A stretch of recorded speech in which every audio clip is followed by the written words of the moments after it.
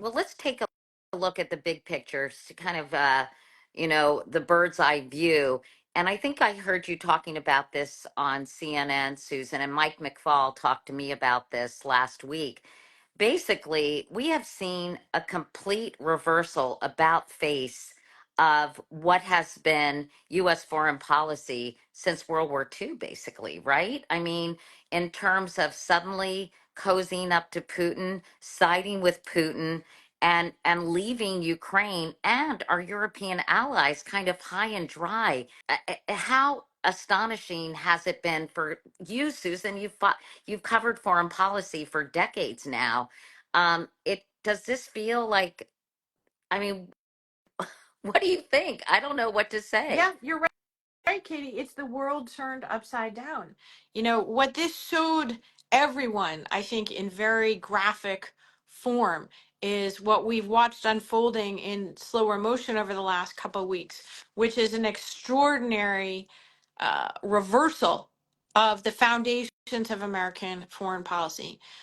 Donald Trump has switched sides in the Ukraine war. Clearly, he is openly advocating for many of Putin's negotiating demands and talking points.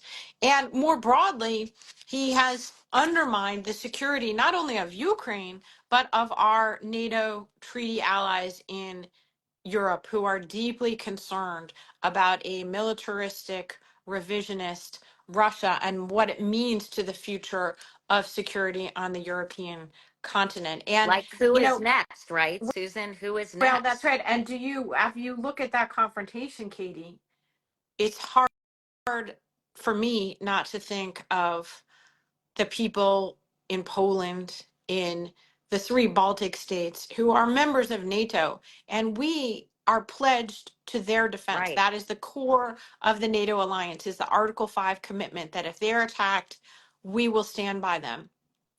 Is there anyone in the world today who believes, after looking at that, that Donald Trump would honor America's treaty obligations over decades to come to the aid of our allies if Vladimir Putin attacked them?